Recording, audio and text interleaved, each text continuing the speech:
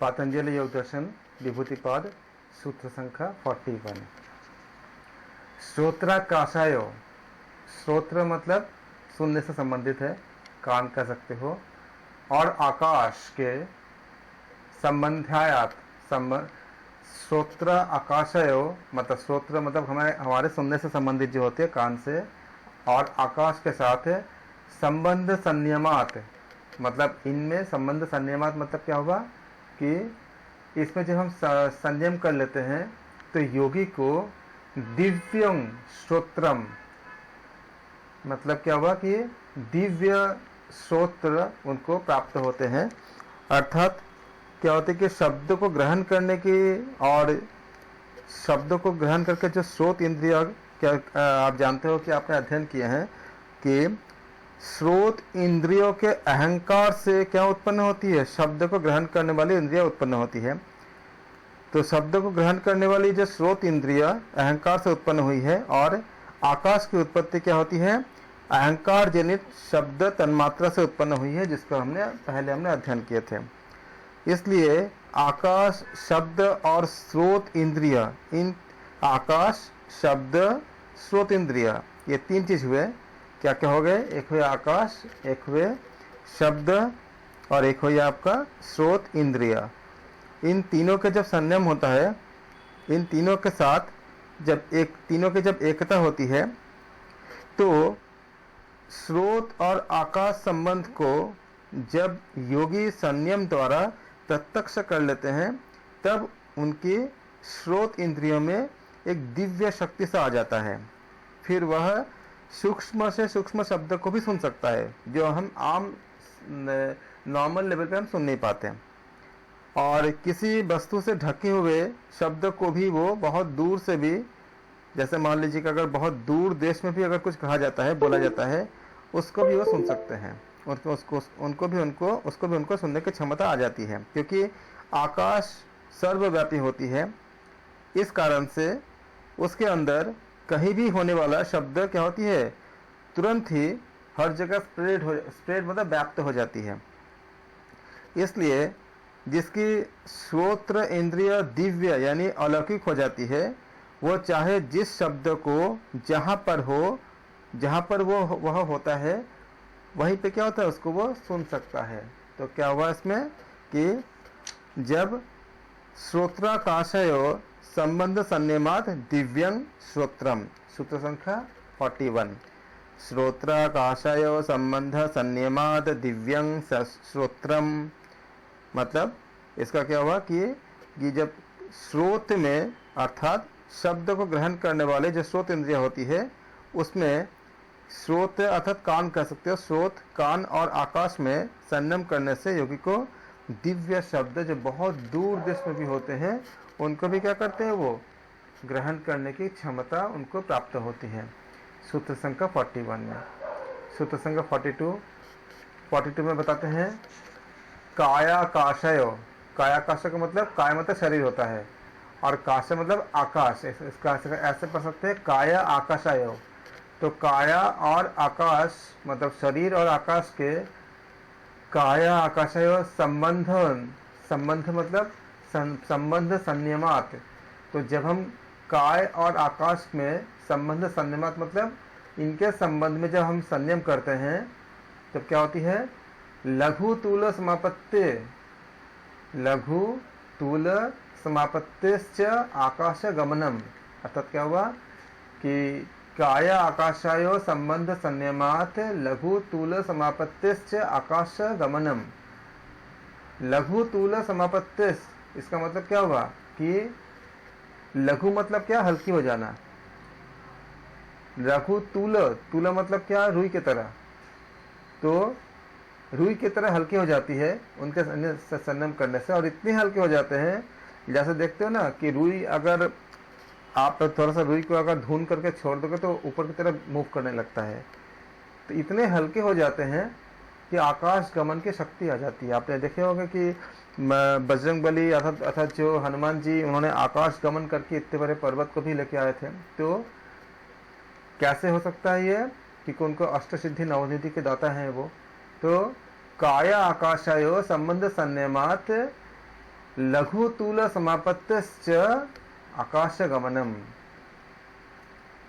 काय और आकाश अर्थात क्या हुआ कि जब शरीर के साथ हम संबंध करते तो शरीर और आकाश का जो संबंध है उस पर अगर हम संयम करते हैं, उसमें अगर संयम के द्वारा पूरी तरह से अगर प्रत्यक्ष कर लेने पर योगी क्या होता है, योगी इस तत्व को बहुत अच्छी तरह से भली भांति समझ लेता है कि शरीर के अंग किस प्रकार से सूक्ष्म अवस्था से स्थूल में आपका कन्वर्ट होता है, परिणत होता है, और किस प्रकार से फिर से स्थूल से सूक्ष्म में चेंज कर सकते हैं। अतः हम क्या कर सकते हैं, वह अपने शरीर को बहुत ज़्यादा अत्यंत हल्का बनाकर क्या कर सकता है, आकाश गमन कर सकता है। इस तरह से योगी जब किसी भी सूक्ष्म वस्तु में संयम करके तद्रूप हो जाते हैं तब उससे भी उसको आकाश गमन की शक्ति तो प्राप्त होती है, क्योंकि हमने क्या देखा, हमने इस सूत्र के अनुसार कि जब क्या बताया गया इसमें, आकाश देखो काया आकाशयो संबंध संयमात लघु तूल समापत्तिश्च आकाश गमनम। अर्थात क्या हुआ कि शरीर और आकाश के संबंध में संयम करने से आकाश गमन की, आकाश में चलने की शक्ति प्राप्त होती है। अगर एग्जाम में आते हैं कि आकाश गमन की शक्ति कैसे प्राप्त होते होंगे तो आप बताओगे कि शरीर और आकाश के संबंध में संयम करने से प्राप्त होती है। अगला सूत्र है आपका सूत्र नंबर 43, बहिर्कल्पित। इसको आप ब्रेक करके पहले आप पढ़ोगे तो आपको आसानी से हो जाता है। बहिर्कल्पिता मतलब क्या होता है, बहिर्कल्पिता मतलब शरीर के बाहर के, मतलब आपका जो बातें बताई गई है। बहिर्कल्पिता वृत्तिर्महर विदेह तथा, वृत्ति यहाँ पे जो वृत्ति मतलब क्या होती है, किसी स्थिति का नाम को हम वृत्ति कहते हैं। और महाविदेह मतलब महाविदेह जो कहते हैं उसको महाविदेह। ततः का मतलब उसके साथ जो हमने अभी बात किया था। प्रकाश वर्ण क्षय अर्थात बुद्धि की ज्ञान शक्ति के आवरण का क्या होती है, क्षय हो जाती है। बहिर्कल्पिता वृत्तिर्महर विदेह ततः प्रकाश वर्ण क्षय।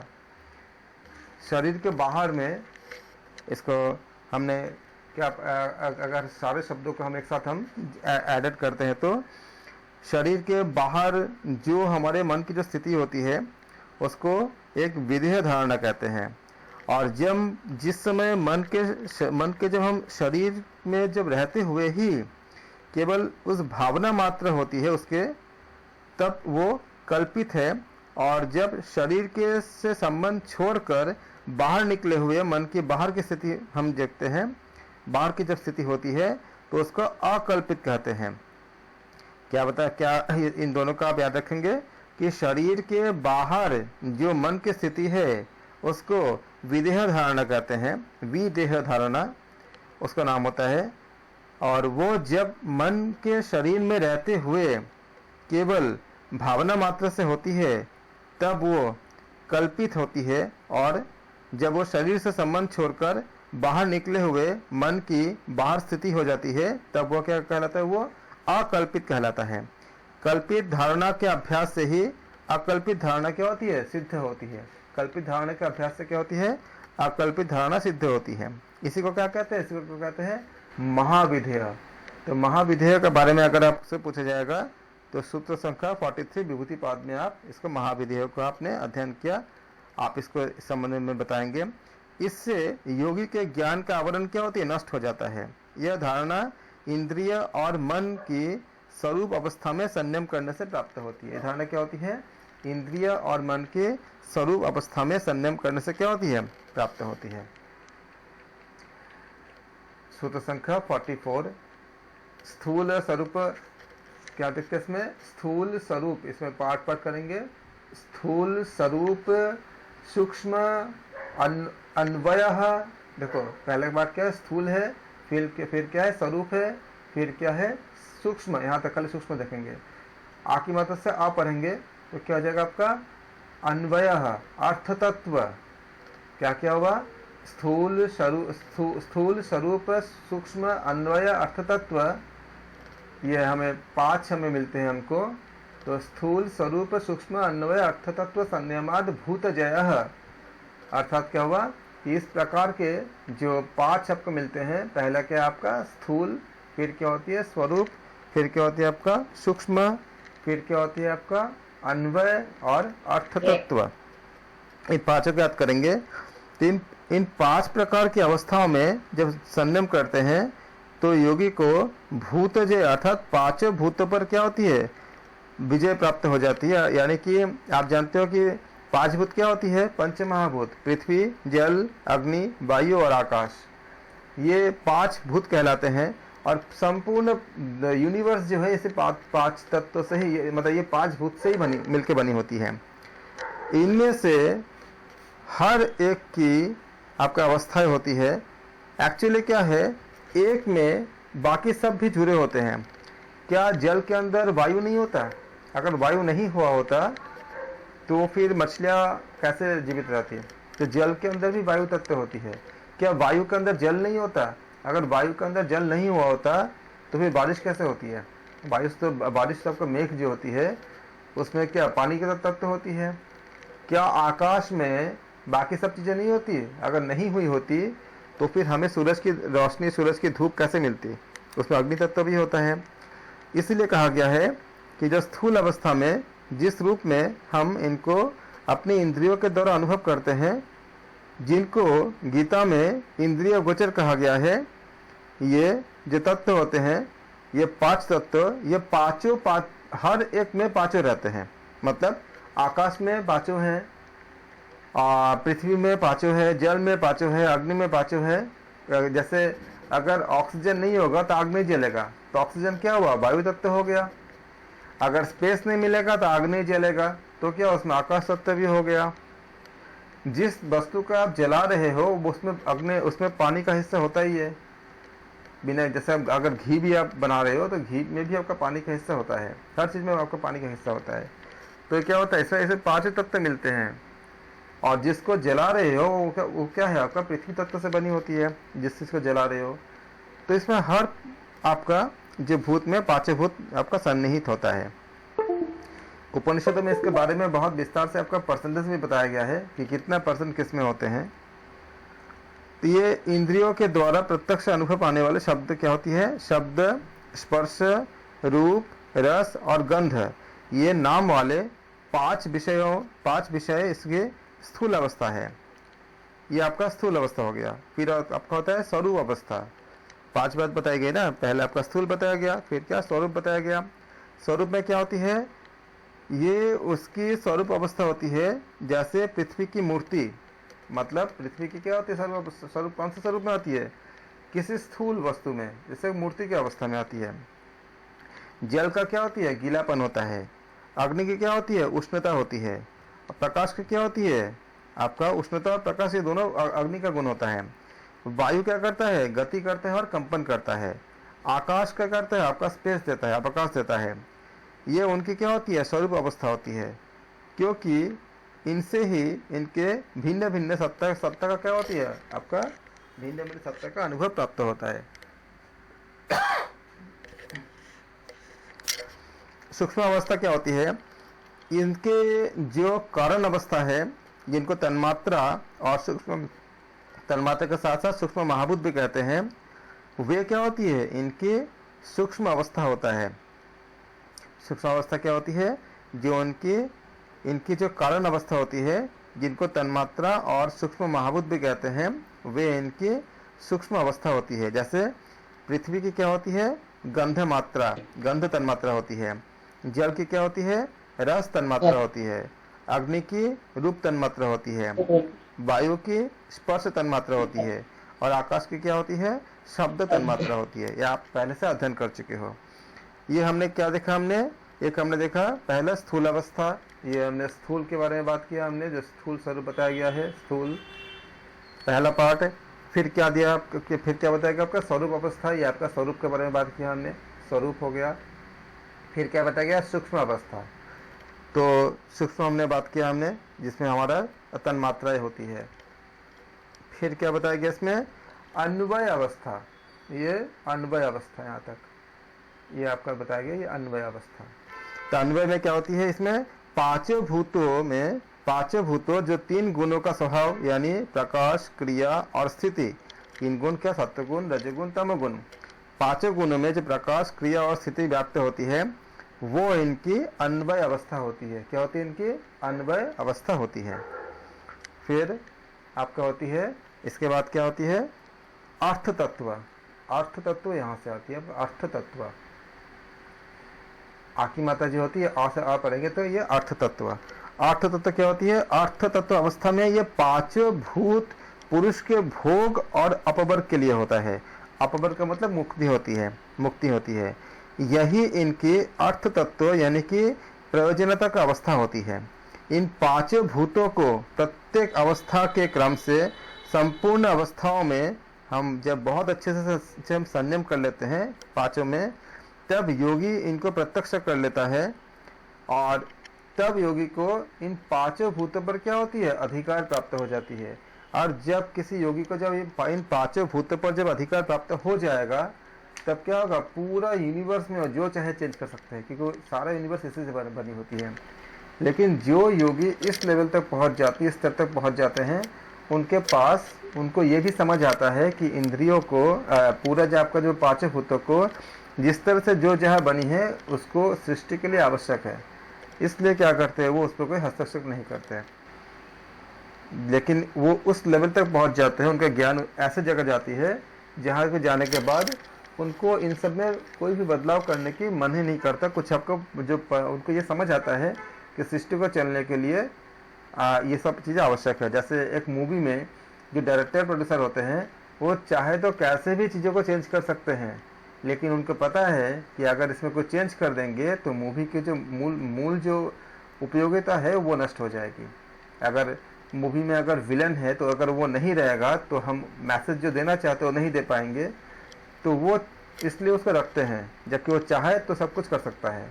ठीक उसी प्रकार से जितने भी आपका पात्र होते हैं किसी मूवी में या किसी नाटक में, उसके डायरेक्टर को पता होता है वो चाहे तो बदल सकता है, लेकिन उनको पता है कि ये उस पूरा लीला के लिए, पूरा सृष्टि के उस जगह उस शो के लिए आवश्यक है। उसी प्रकार से ये प्रभु की लीला ही है पूरा, जो हम दुनिया में जो देखते हैं, इसके लिए आवश्यक है। उस समय इस योगी को ये समझ आता है तो उनको इच्छा नहीं होती, लेकिन वो चाहे तो सब कुछ कर सकते हैं। इसीलिए आप देखते हो कि पहले जो बड़े बड़े जो ऋषि मुनि होते थे वो अपने इच्छा से कुछ भी अगर ज़रूरत पड़ा था वो चेंज कर लेते थे। वो मतलब जो भी उनको आवश्यकता होती थी, जो भी समाज के लिए ज़रूरी होता था, ऐसे बहुत से घटनाएं हमको सुनने को मिलती जो भागवत इत्यादि में।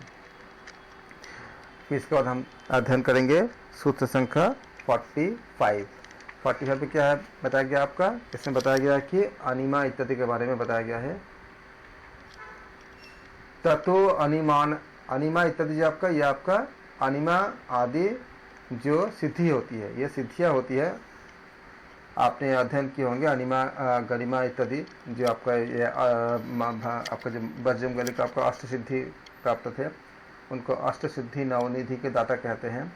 तो अनिमादि प्रादुर्भाव, अनिमा ततो अनिमादि प्रादुर्भाव काय संपद, ततः अनिमादि प्रादुर्भाव काय संपद। काय मतलब क्या होती है, आपका जो आपका काय संपद की प्राप्ति करना। काय संपद तद्मनिर्विघातश्च, यानी क्या हुआ कि उन भूतों के जो धर्मों से बाधा ना होना, इसको कहते हैं तद्मनिर्विघात। तो जब उस भूत जैसे क्या होती है, उस भूत जैसे जो हमने पंचभूत की बात की, हमने उन पंचभूतों के जब जय होते हैं तो उन पंचभूतों के जय होने से अनिमा आदि 8 सिद्धियां प्रकट हो जाना, और काय संपद है यानी कि काय संपद की प्राप्ति हो जाती है। क्या मतलब होती है, और एंड जिसको कहते हैं, तथा और तदमानर विघात मतलब उन भूतों के धर्मों से बाधा नहीं होता है। ये जो है एक साथ हमें प्राप्त होते हैं। इसमें जो बताई गई है आपका अनिमादि बोल के सारे एक साथ कंबाइन कर दी गई है। एक्चुअली इसमें 8 सिद्धियाँ होती है। 8 सिद्धि को मैं बता देता हूँ। पहला क्या होती है आपका अनिमा। अनिमा से क्या होती है, जो योगी होते हैं वो बहुत ही सूक्ष्म हो जाते हैं, मतलब एकदम अणु के तरह। अनिमा मतलब अनिमा मतलब अणु होती है, जो जिसका हम लोग मॉलिक्यूल कहते हैं। तो पहला क्या होगा आपका अनिमा। पहला जो सिद्धि होती है, पहला का नाम होता है आपका अनिमा होती है। अनिमा मतलब क्या है कि अणु के समान सूक्ष्म रूप धारण कर लेना। जैसे हनुमान जी किए थे ना, सुरसा के मुख से लंका में प्रवेश करते समय किया था, एकदम छोटा हो जाना, अनिमा। फिर क्या होता है आपका लघिमा। लघिमा मतलब क्या होती है, लघु मतलब शरीर को बहुत ही हल्का कर लेना, इतना हल्का कर लेना कि जैसे मतलब जल पंख इत्यादि जो आपका कंठ इत्यादि कोई बाधा न कर सके। तो ये क्या होती है लघिमा। दूसरा द्वितीय। तृतीय क्या होती है अष्ट सिद्धि में से महिमा। महिमा मतलब क्या होती है, शरीर को बहुत बड़ा कर लेना। तो अनिमा, लघिमा और महिमा। जैसे हनुमान जी ने कहा था कि बहुत बड़ा कर लिए थे शरीर को। फिर चौथा आपका आता है गरिमा। फोर्थ क्या आता है आपका गरिमा आती है। गरिमा में क्या होता है, शरीर को बहुत बोलते हैं ना, बहुत गुरु मतलब बहुत भारी कर लेना। तो गरिमा का अर्थ क्या होती है, बहुत भारी कर लेना। जैसे कि हनुमान जी ने भीमसेन के रास्ते में रुकावट डाल दिया था, बहुत भारी कर लिए थे शरीर को। महाभारत में आपने जो वन पर्व में इसको हम देखते हैं कि बहुत ही भारी कर लिए थे हनुमान जी, रास्ते में भीम के रास्ते में आ गए थे। और इसमें एक्चुअली उनको ये दिखा रहे थे कि कुछ उनको लेसन देना था भीम को। तो फिर बाद में इसका घटना पूरा आप महाभारत में पढ़ोगे। पांचवा क्या होता है आपका, पांचवा होती है प्राप्ति। प्राप्ति का मतलब ये आपका अष्ट सिद्धि में आती है। प्राप्ति का मतलब होती है कि जिस किसी इच्छित भौतिक पदार्थ को केवल संकल्प किया और संकल्प करते ही क्या हुआ, आपको प्राप्त हो जाता है, इसे कहते हैं प्राप्ति कहते हैं। ये पांचवा हो गया। और 6 क्या होता है आपका, छठा होगा आपका प्राकाम्य। प्राकाम्य मतलब क्या होती है, छठा तो कहते हैं प्राकाम्य। इसको आप लोग अच्छे से याद कर लेंगे ना अष्ट सिद्धि को। प्राकाम्य का मतलब क्या होती है कि बिना रुकावट भौतिक पदार्थ संबंधी इच्छा की पूर्ति अपने आप ही हो जाना, इसको कहते हैं प्राकाम्य कहते हैं। फिर 7वां क्या होता है आपका वशित्व। वशित्व मतलब क्या हुआ, 5 भूतों और तजन्य पदार्थों का अपने वश में हो जाना, इसे कहते हैं वशित्व कहते हैं। वशित्व का मतलब होती है वशित्व यानी कि 5 भूतों का और तजन्य पदार्थों का अपने वश में हो जाना, इसे कहते हैं वशित्व कहते हैं। और 8वां अष्ट सिद्धि में इसे कहते हैं ईशिप्त। ईशिप्त मतलब क्या हुआ, ईशिप्त ये आपका अंतिम अष्ट सिद्धि में 8वां सिद्धि है ईशिप्त। ईशिप्त मतलब क्या हुआ कि उन भूत और भौतिक पदार्थों का नाना रूपों में उत्पन्न करने और उन पर अपने शासन करने के सामर्थ्य हो जाना। इसको हम इस तरह से क्या हुआ, अष्ट सिद्धि का हमने पूरा वर्णन किया। इसी को एक साथ इसमें बता दिया गया है इस सूत्र में। ततो अनिमादि, अनिमा आदि। अनिमादि मतलब क्या, अनिमादि प्रादुर्भाव। तो अनिमा इसमें 8वां आती है, अनिमा, लघिमा, महिमा, गरिमा, प्राप्ति, प्राकाम्य, वशिप्त, ईशिप्त। इसका आप एक बार और याद करेंगे। अनिमा, लघिमा, महिमा, गरिमा, प्राप्ति, प्राकाम्य, वशिप्त और ईशिप्त। ये यहाँ पे भूत धर्मों से जो बाधा ना होना, ये जो बताया गया है, इसका अर्थ यह होता है कि इसका भाव ये होता है कि भूतों के धर्म उस योगी के काम में क्या करते हैं, बाधा नहीं डाल पाते। वो पृथ्वी के अंदर भी उसी तरह से प्रवेश कर सकता है जैसे हर मनुष्य जल में प्रवेश कर सकता है, ठीक उसी प्रकार से पृथ्वी का धर्म क्या होती है, एक स्थूल भाव होती है। जैसे मिट्टी में करापन आती है ना, स्थूलता आती है, उसे बाधा नहीं पहुंचा सकता। ये जो मिट्टी का जो जैसे मान लीजिए पत्थर हो गया, मट्टी हो गया, जो आपको जो करापन है उसको बाधा नहीं पहुंचा पाता। उस पर यदि पत्थरों की वर्षा भी किया जाए तो वे उसके शरीर में आघात नहीं पहुंचा पाते। और ये सिद्धियाँ होती है तभी तो, जैसे प्रहलाद को बता बोल दिया गया था कि आग से जलने से उनको रक्षा कर लिए थे, उनको जला नहीं था, जबकि उनको आग में, जो होलिका दहन में जो हम देखते हैं इसमें, तो क्या होती है, उनको बचा लिया गया था। आग उनको आग का जो तपन है उन पर काम नहीं कर रहा था, काम नहीं किया था। इसी प्रकार से यदि उस योगी पर यदि पत्थर की वर्षा भी कर दे देते हैं तो पत्थर उनको कुछ हानि नहीं पहुंचा पाता, कुछ आघात नहीं कर पाता। इस तरह से जल का जो गीलापन है उसके शरीर को गला नहीं पाता, अग्नि जला नहीं पाता, अर्थात सर्दी, गर्मी, वर्षा इत्यादि जो है योगी पर जिन्होंने इसको सिद्ध कर लिए हैं, उनको कोई भी भूतों के धर्म, क्योंकि सबका अपना अपना धर्म ही है, जो धारण करते, धर्म मतलब जो धारण करते हैं, धर्म उनके शरीर पर किसी प्रकार की बाधा नहीं पहुंचा पाते हैं।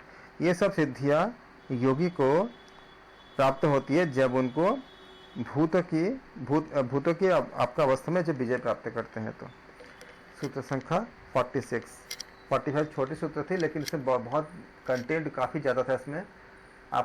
इसमें अष्ट सिद्धियों के बारे में भी कंटेंट था जो एग्जाम्स में आपको आ सकते हैं, जैसे मैथ्स द कॉलम वगैरह में अष्ट सिद्धि के बारे में पूछे जा सकते हैं।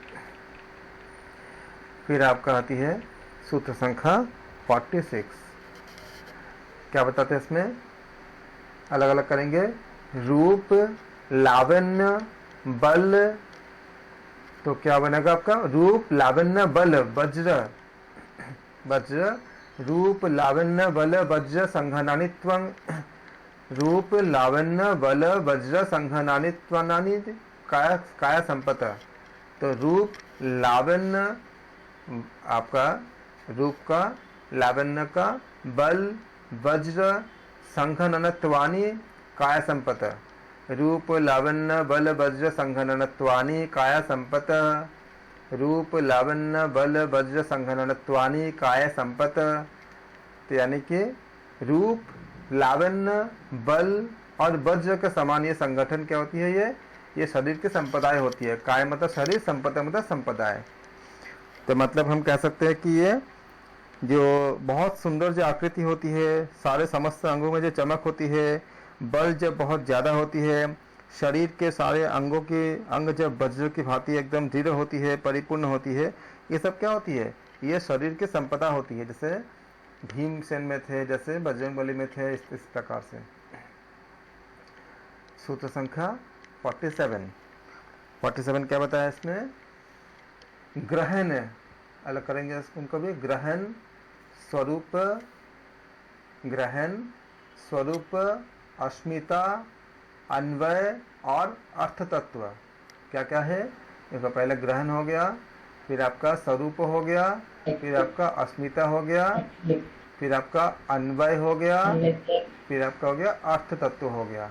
तो ये 5 हिस्से हम इसको अलग अलग कर दिया। अब इसको एक साथ रीडिंग करने में, चैंटिंग करने में आसानी होगी, लेकिन आप इसको अलग अलग अर्थ को भी आपको जानने हैं कि ग्रहण, स्वरूप, अस्मिता, अन्वय, अर्थ तत्व, संयम। अब देखो कितना अच्छा हो गया, सब मिला दोगे तो चैंटिंग करना बहुत कठिन नहीं होता। अगर आपने इसको अलग अलग पहले समझ लिया आपने, उसके बाद आपको उच्चारण करने में आसानी होती है, कोई ज़्यादा कठिन नहीं होता। लेकिन बिना समझे करने जाओगे तब जाके गलती होती है। तो पहले क्या बता गया, ग्रहण, स्वरूप, अस्मिता, अन्वय, अर्थ तत्व, इन 5 में जब हम संयम करते हैं तो इसको बताया गया कि ग्रहण, स्वरूप, अस्मिता, अन्वय, अर्थ तत्व, संयमादि इंद्रिय जय। जब हम इनमें संयम करने से इंद्रिय जय यानी मन सहित सारे इंद्रियों पर विजय प्राप्त होती है। किसमें, कब, जब हम ग्रहण, स्वरूप, अस्मिता, अन्वय और अर्थ तत्व यानी एक साथ मिलाएंगे, ग्रहण, स्वरूप, अस्मिता, अन्वय, अर्थ तत्व, संयमादिंद्रिय जय। तो इसमें क्या होती है, आपका इंद्रियों का जय होती है, मतलब विजय प्राप्त होती है। सूत्र संख्या 47। मन सहित इंद्रियों की कितनी होती है, 5 अवस्था होती है हमारे। तो इनमें से क्रम से अगर हम संयम करेंगे तो क्या होती है, योगी का इंद्रियों पर उनका पूर्ण अधिकार हो जाता है, यानी कि फिर इंद्रियां उन पर कोई असर नहीं कर पाता।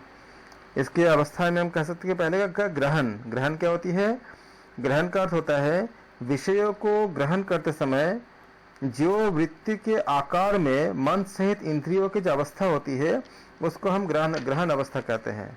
फिर आपका होती है स्वरूप, मन और इंद्रियों का स्वाभाविक स्वरूप जो कि अपने अपने स्थान में विद्यमान रहता है और लक्षण यानी एक संकेत से जानने में आता है, हम जिसको जान पाते हैं उसको कहते हैं, यह उनकी स्वरूप अवस्था होती है। फिर आती है आपका अस्मिता।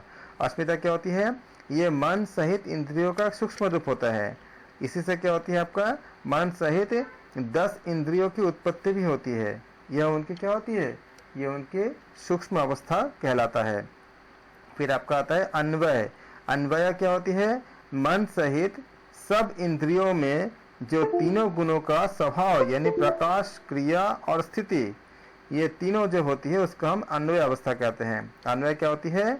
मन सहित सब इंद्रियों में जो तीनों गुणों के, तीनों गुण मतलब सतोगुण, रजोगुण, तमोगुण, तीनों गुणों के स्वभाव यानी प्रकाश, क्रिया और स्थिति व्याप्त होती है, वह उनकी अन्वय अवस्था होती है।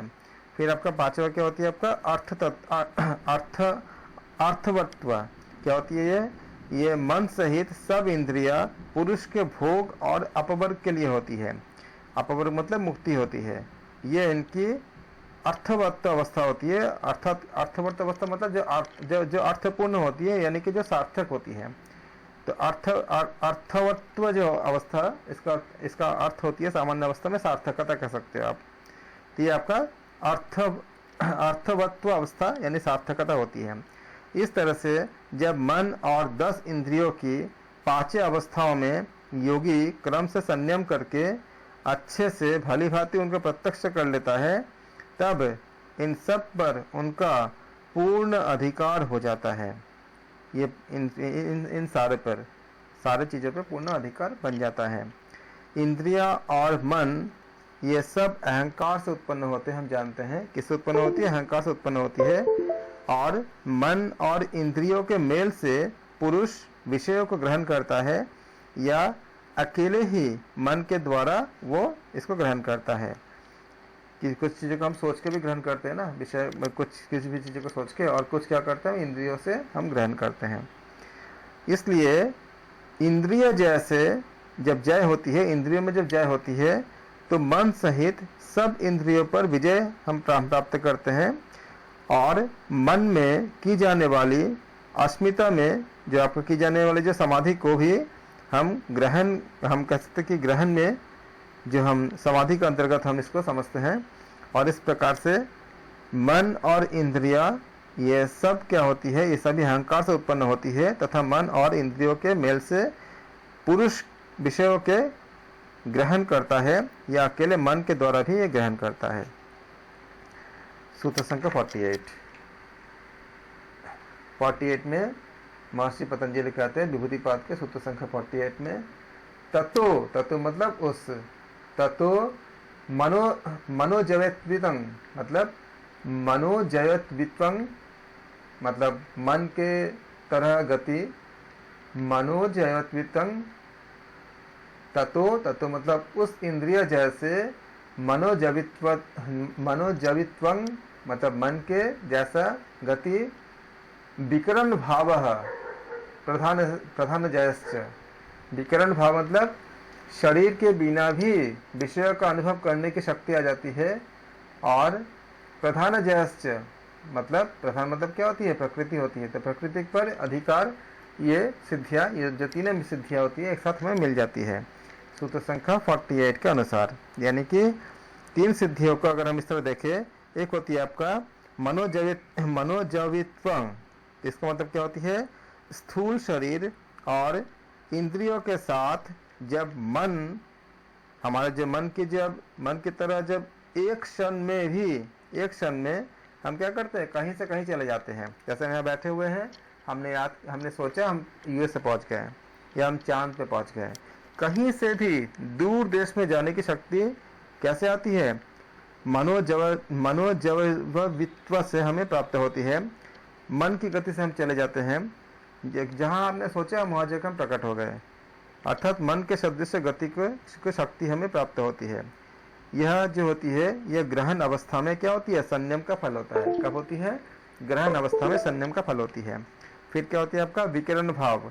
विकिरण भाव क्या होती है, स्थूल शरीर के बिना ही हम, जैसे हम बॉडी के बिना ही दूर देश में स्थित वस्तुओं को देख लेने की क्षमता, कि अमेरिका में अभी क्या चल रही है उसको हम देख लिया हमने, तो दूर देश में स्थित वस्तुओं को प्रत्यक्ष कर लेने की जो शक्ति होती है उसको हम कहते हैं विकिरण भाव कहते हैं। जब योगी महाविधेय धारणा सिद्ध हो जाती है तब क्या होती है आपका, अभी हमने बात किया था 43 नंबर सूत्र में, कि जब महाविधेय की जब धारणा आपका सिद्ध होती है उस समय भी मन और इंद्रियों की शक्ति आपका वर्क करती है, कार्य करती है। उसी से मनुष्य दूर देश में स्थित जो स्थित होते हैं, स्थित पर शरीर को प्रत्यक्ष करके उसमें प्रविष्ट होता है। और यह संयम अवस्था, इस स्वरूप की जो अवस्था होती है, ये स्वरूप अवस्था में संयम का फल होता है। फिर आपका आती है प्रधान जय। प्रधान जय मतलब क्या होती है, कार्य और कारण रूप में स्थिर प्रकृति के संपूर्ण भेदों पर पूरा जब अधिकार हो जाती है उसे कहते हैं प्रधान जय कहते हैं। कार्य और कारण रूप में स्थिर प्रकृति के संपूर्ण भेदों पर जब पूरा जब अधिकार हो जाती है उसे हम कहते हैं प्रधान जय कहते हैं। इसको याद रखिएगा, प्रधान जय किसे कहते हैं, कार्य और कारण रूप में स्थिर प्रकृति के संपूर्ण भेदों पर जब पूर्ण अधिकार बन जाती है उसे हम कहते हैं प्रधान जय कहते हैं। ये अस्मिता, अन्वय और अर्थ तत्व, ये अवस्था का, इन अवस्था में संयम का फल होता है। यह संयम ही क्या कहलाता है, ये प्रकृति लय कहलाता है। ये तीनों प्रकार की सिद्धियां ग्रहण विषयक आपका समाधि सिद्ध हो जाने पर अपने आप ही यह हमें प्राप्त हो जाती है। सूत्र संख्या 48 के अनुसार विभूतिपाद में। हम इसके बाद हम अध्ययन करेंगे सूत्र संख्या 48 हमने किया हमने, फिर हम करेंगे अभी 49 में बताया गया है कि सत्व पुरुष, सत्व, देखो क्या बताया गया इसमें, सत्व पुरुष, आप इसमें अलग अलग इसका अगर आप अध्ययन करते हो तो क्या मिलेगा आपको, सत्व पुरुषन नया। सत्व मतलब क्या, जब जानते हो कि जो सत्व गुण से प्राप्त होती है, तो सत्व पुरुषन नया ख्यात, सत्व पुरुषन नया ख्याति मात्र, ख्याति सत्व मतलब जो पुरुष का, जो आपका बुद्धि और पुरुष, इन दोनों की जो हम भिन्नता मात्र कहते हैं, भिन्नता मात्र का ही जिसमें ज्ञान रहता है, ऐसे जो समाधि होती है उसको सजीव समाधि प्राप्त हम कहते हैं इसको, कि सत्व पुरुष अन्यत ख्याति मात्रस्य सर्व भावधिष्ठ तत्वं सर्व ज्ञातृत्वं च। मतलब क्या होगा सूत्र संख्या 49 में, कि पुरुष, बुद्धि और पुरुष, ये दोनों जो एक भिन्नता मात्र होती है, उसके ज्ञान खाली यही दोनों जब भिन्न हमें महसूस होता है उसे हम कहते हैं, क्या कहते हैं उनको, ये आपका सविद समाधि में आपका प्राप्त होती है। जब गृहीत विषय के समाधि से या गृहीत विषय समाधि से जब बुद्धि के रजोगुण और तमोगुण संस्कार समय पूरी तरह से आपका धुल जाती है, धुल करके उसमें शुद्ध सत्वगुण का ही जब संस्कार रह जाता है, उस समय ओनली मतलब एकमात्र, केवल मात्र पुरुष और प्रकृति के भिन्नता का जो अनुभव करने वाली जो वृत्ति रहती है, वो वृत्ति जो पुरुष और प्रकृति की भिन्नता को अनुभव करती है, इसी को हम कहते हैं विवेक ज्ञान कहते हैं, जो पुरुष और प्रकृति को जो भिन्नता का अनुभव करती है। इसको हम आगे भी देखेंगे, 54 नंबर सूत्र में भी मिलेंगे हमें, और कैवल्य पाद के भी आपका 25 नंबर सूत्र में मिलेंगे, चौथे पाद के। इसी को पहले स्वार्थ में संयम करने से होने वाले पुरुष ज्ञान के नाम से कहा जाता था, जिसको हमने 35 नंबर सूत्र में भी हमने देखा था, हमने अध्ययन किया था हमने विभूतिपाद में। गृहीत विषयक समाधि के द्वारा जब ये स्थिति प्राप्त होती है, उस समय योगी को समस्त भाव, योगी को या कह सकते हो कि उस समय योगी को समस्त भाव पर एक स्वामी भावत्व प्राप्त हो जाती है, अर्थात संपूर्ण गुण जो कि कार्य का आरंभ करने में आपका लगे हुए होते हैं और जो अनारंभ अवस्था में होते हैं वे सब क्या होती है, उसके वे सब दास की भांति क्या करता है, आज्ञा पालन करने के लिए उसके सर्वभाव में हमेशा उपस्थित रहते हैं और उसे भूत, वर्तमान और भविष्य अवस्थाओं में स्थित समस्त गुणों का एक साथ क्या होती है, अच्छे से ज्ञान हो जाती है, भली भांति ज्ञान हो जाती है। इसी से वह योगी सर्वज्ञ कहलाता है, क्योंकि उनको भूत, वर्तमान और भविष्य सब कुछ का उनको ज्ञान प्राप्त होती है। और जब ऐसी अवस्था होती है, इसके बाद की जो अवस्था होती है, उसके बाद इसके बाद की अवस्था को धर्ममेध समाधि कहते हैं, जो हम आगे अध्ययन करेंगे। धर्ममेध समाधि सूत्र संख्या 50 करेंगे। सूत्र संख्या 50 में बताया गया है कि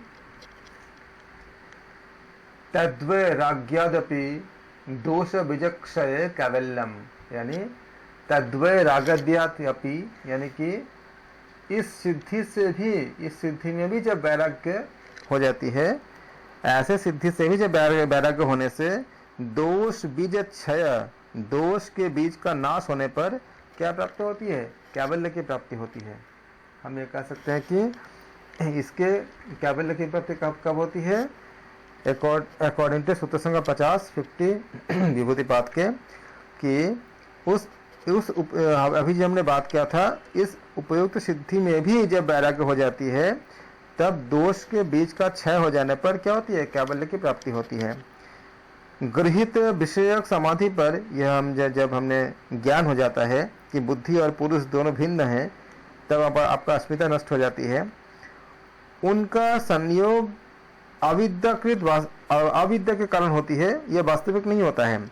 उस समय उसके सामने पूर्व सूत्र में जो बताया गया है, ये सिद्धियों का क्या होती है, प्रादुर्भाव होती है।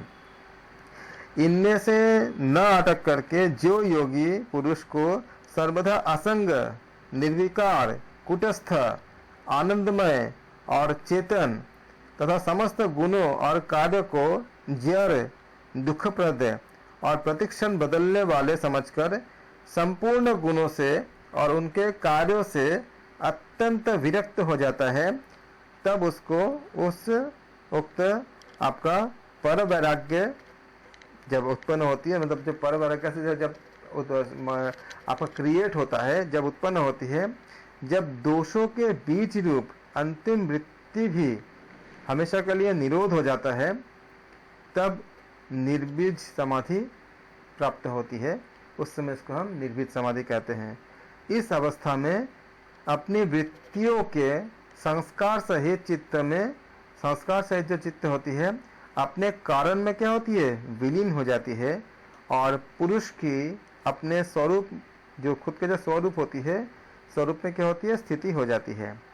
ये पुरुष का गुणों के साथ क्या होती है, आत्यंतिक वियोग होता है।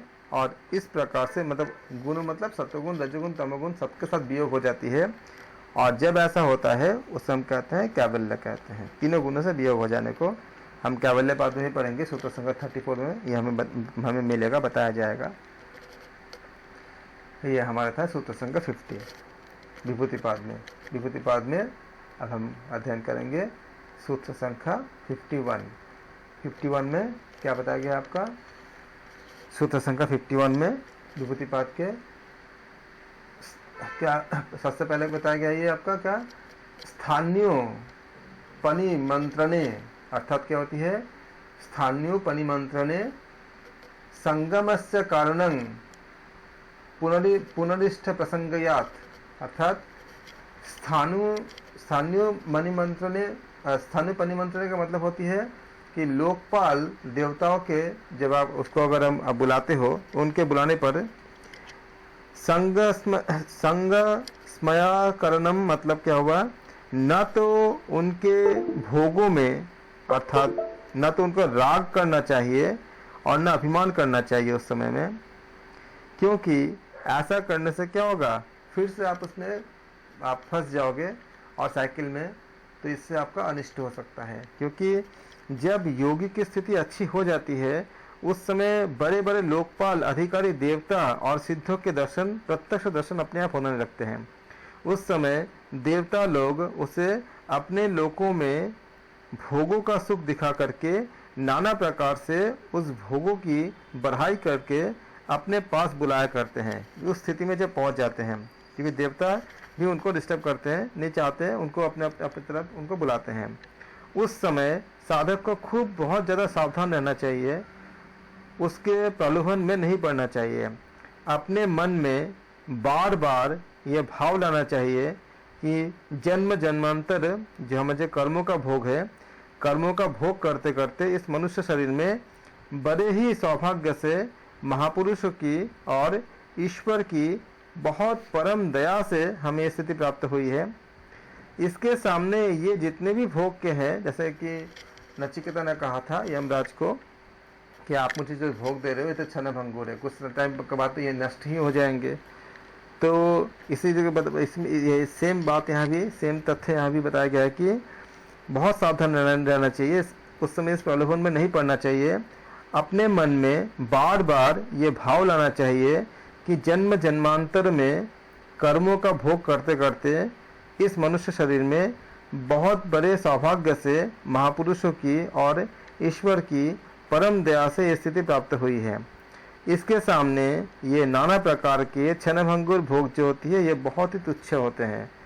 इनके प्रलोभन में पड़कर मैं अपने आप को कैसे संसार समुद्र में डुबा सकता हूँ, ये योगी की भावना में ऐसा होना चाहिए। इनमें सुख की गंध भी नहीं आता है, क्योंकि ये भोग करने के बाद फिर से हमें ढकेल देंगे उस जगह से। इस प्रकार की भावना करके उनसे विरक्त हो जाना चाहिए।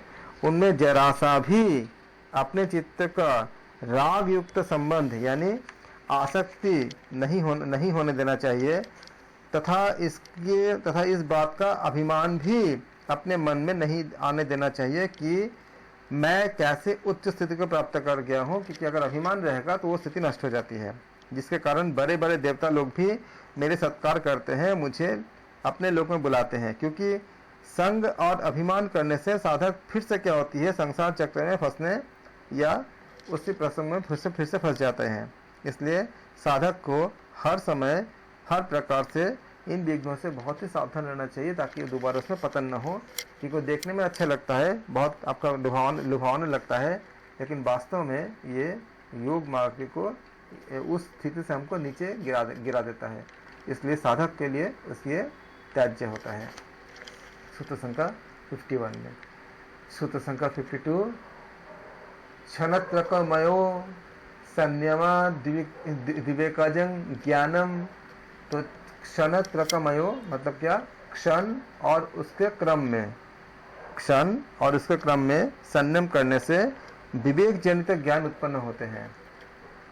कैसा ज्ञान होती है, कौन सा ज्ञान, विवेक जनित, विवेक के द्वारा जो उत्पन्न होती है, ये विवेक जनित ज्ञान का हमें उत्पन्न होती है। हम सूत्र संख्या 52 में बताया गया है कि क्षणत्रकमयो संयमा विवेकजन ज्ञानम। संयमा विवेक, आपका जो अर्थ बताया गया इसमें कि क्षणत्रकमयो हो मतलब क्षण और उसके क्रम में संयम करने से, संयमात मतलब संयम करने से, विवेक जन्म ज्ञानम मतलब विवेक जनित ज्ञान हमें प्राप्त होते हैं। काल का जो एक थोड़ा सा जो छोटा पार्ट होती है, जिससे छोटा विभाग और हो ही नहीं सकते, उसको हम क्षण कहते हैं कि उससे छोटा आप नहीं पा सकते, सबसे छोटा भाग को। उसका जो एक क्षण के बाद दूसरे क्षण प्रकट होते हैं, होने का जो लगातार जो सिलसिला आपका जो मिलता जाता है, एक क्षण के बाद दूसरा क्षण आता है। जैसे अभी अगर मान लो 12 बज रहे हैं तो 60 × 60 मतलब 3600 सेकंड में क्या होगा, आपका 1 घंटा हो जाएगा, क्योंकि 1 मिनट में 60 सेकंड होते हैं और 60 मिनट में 1 घंटे होते हैं। तो पहला सेकंड के बाद क्या आएगा, दूसरा सेकंड आएगा, दूसरे के बाद क्या आएगा, तीसरा सेकंड आएगा, तीसरे के बाद क्या, चौथा आएगा। उसी प्रकार से क्षण जो होते हैं सबसे आपका सूक्ष्म इकाई होती है समय के। तो पहला क्षण के बाद क्या, दूसरा क्षण आएगा, दूसरे के बाद तीसरा क्षण आएगा। ये आपका लगातार क्या क्रम आपका होता है, मतलब चलता रहता है। तो काल का जो छोटे से छोटा हिस्सा होता है, जिससे छोटा विभाग हो ही नहीं सकता, उसको हम क्या कहते हैं, उसको क्षण कहते हैं। उसका जो एक क्षण के बाद दूसरे क्षण के प्रकट होने का लगातार सिलसिला क्या होती है, चलता रहता है, उसका नाम क्या होती है, क्रम होती है। अर्थात 2 क्षण एक साथ नहीं रह सकते, क्योंकि एक क्षण जाएगा दूसरा आएगा। और दोनों के बीच में किसी और का कोई व्यवधान भी नहीं हो पाता, क्योंकि एक के पीछे क्या होती है दूसरे क्षण का सिलसिला लगातार चालू होती है। जैसे आपका पहला सेकंड हो गया, फिर दूसरा सेकंड हो गया, फिर तीसरा सेकंड हो गया, फिर चौथा सेकंड हो गया, ऐसे लगातार चलती रहती है। इसी को हम ऑर्डर कहते हैं या क्रम कहते हैं इसको। इस क्षण और उसके क्रम में जब संयम करते हैं तब साधक को क्या होती है, विवेक जनित ज्ञान का प्राप्त होती है। फिर सूत्र संख्या 53, ये बहुत महत्वपूर्ण था, विवेक जनित ज्ञान हमें कैसे प्राप्त होती है। 53 में बताया गया है कि सूत्र संख्या जाति लक्षणों देशे, जाति लक्षणों देशे, इसको पार्ट पार्ट में करेंगे ताकि हम अच्छे से समझ पाए। जाति लक्षणों देशे, जिन वस्तुओं का जाति लक्षण और देश भाव से अगला पाठ क्या है आपका, अन्यतान विच्छेदात। अगर आप इसको अलग अलग करते हो तो जातिल क्षण देशे, जातिल क्षण देशे अन्यतान विच्छेदात तुल्यो हो। तुल्य मतलब क्या होती है, दो वस्तु को कंपेयर करना, उनके एक तुल्य ले लेना। प्रतिपत्ति, प्रतिपत्ति मतलब क्या होती है, जो उपलब्धि करते हैं। तो तुल्यो ततः प्रतिपत्ति, तो जाति लक्षण देशे अन्यतान वच्छेदात तुल्य, अन्यतात वच्छेदात तुल्यस्ततः प्रतिपत्ति।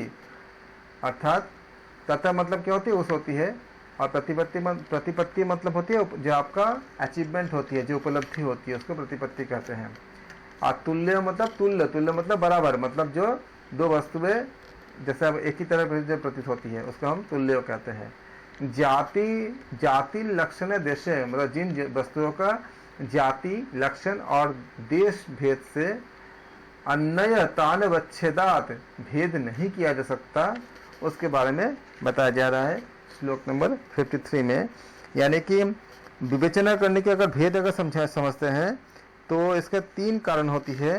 किसी वस्तु का जाति, वस्तु का लक्षण जैसे कि वर्ण, आकृति इत्यादि, और उसका देश, यानी देश मतलब स्थान होती है, यहाँ पे देश मतलब कंट्री नहीं, स्थान होगा, स्थान होती है। इन 3 भेद से वस्तुओं की जो भिन्नता हम जो बताते हैं कि अलग अलग है, उनकी विवेचना होती है। परंतु जिन 2 वस्तुओं में इनसे भेद उपलब्धि नहीं हो सकता है, वो क्या कहलाएगा, वो एक सा लगेगा कि कोई भेद नहीं है, तो एक ही सा लगेगा। जैसे अगर 2 गिलास पानी को अगर एक साथ मिला दोगे तो उसको भेद नहीं कर पाते हो, आपको लगता है कि एक ही पानी है, तो वो एक सा लगेगा इसमें। तो उनमें एक जैसी प्रतीत होने वाले वस्तुओं के भेद को भी जो प्रत्यक्ष करा देता है।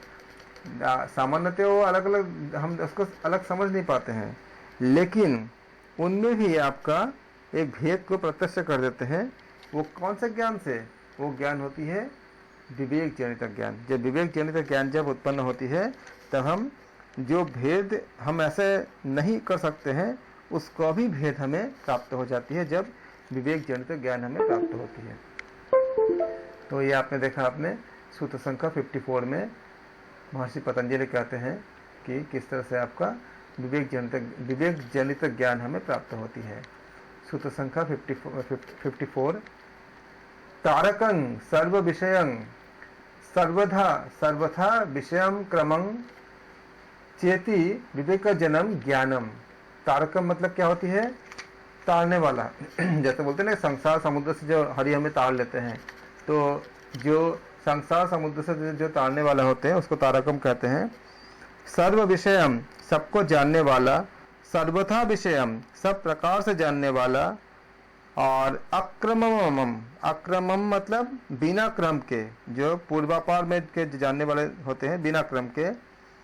इति इस प्रकार वह विवेक जन्म मतलब विवेक जनित ज्ञानम, विवेक जनित ज्ञान होते हैं। अर्थात आप कह सकते हो कि ये ज्ञान आपका पर वैराग्य को उत्पन्न करके योगी की कैवल्य अवस्था का संपादन करने हेतु होती है।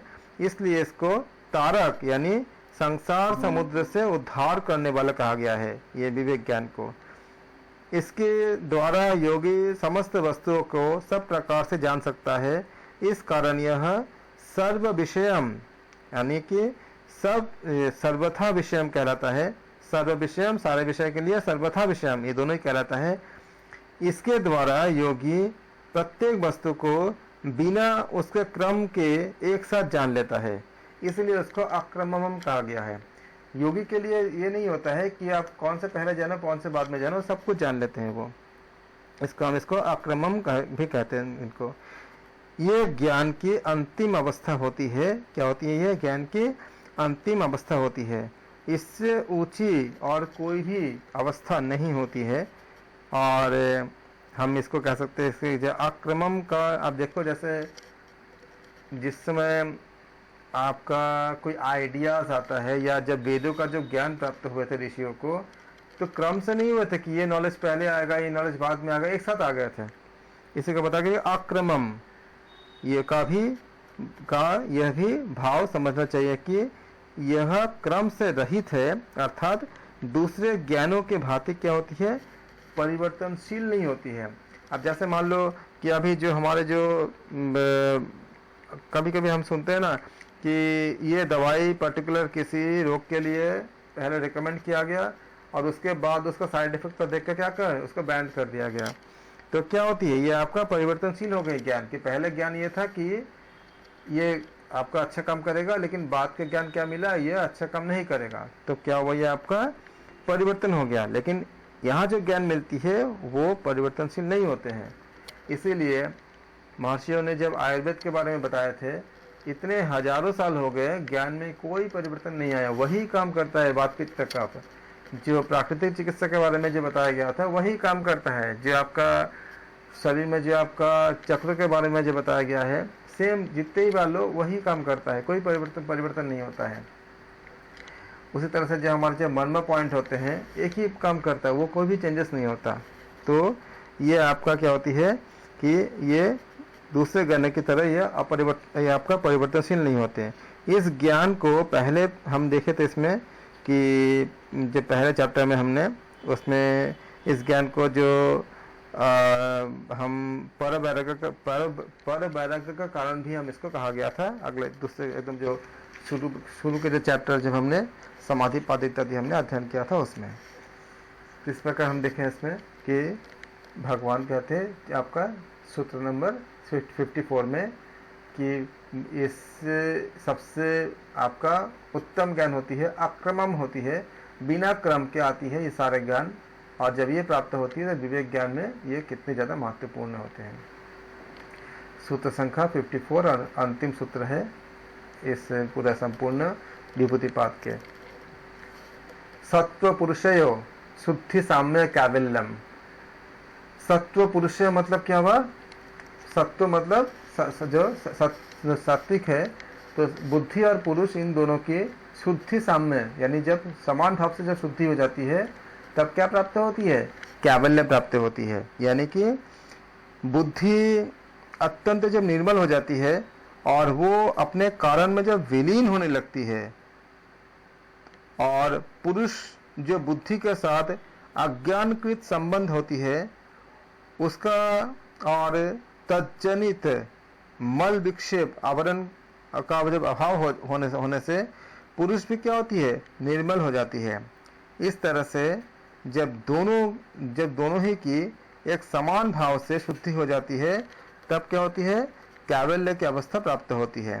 फिर वो चाहे किसी भी निमित्त से किसी भी प्रकार से क्यों ना हो जाए, उस समय क्या होती है? ये इस स्थिति को कैवल्य की अवस्था हम कहते हैं, इससे कैवल्य प्राप्त होती है। यानी कि बुद्धि और पुरुष इन दोनों की शुद्धि साम्य, यानी कि जब समान भाव से शुद्धि होती है उस स्थिति में कैवल्य प्राप्त होती है। इस प्रकार हमारा विभूतिपाद आज 55 नंबर सूत्र के साथ समाप्त होती है। अगले हम कक्षा में कैवल्य पाद को अध्ययन करेंगे। इसमें 34 सूत्र हैं और उसके बाद हमारे समाधि पाद के कुछ सूत्र बचे हुए हैं जो आपका समाधि से संबंधित है, उसको हम अध्ययन करेंगे। हमारा पूरा संपूर्ण पुस्तक समाप्त हो जाएगी। और इसके बाद आपका एग्ज़ाम तक केवल हम क्वेश्चन आंसर का सीरीज़ करेंगे, जिससे आपको एग्ज़ाम में मैक्सिमम आपका लाभ मिल जाए, मैक्सिमम आपको क्वेश्चन आंसर का आप अटेम्प्ट कर सकें। आप सबका धन्यवाद। Thank you so much.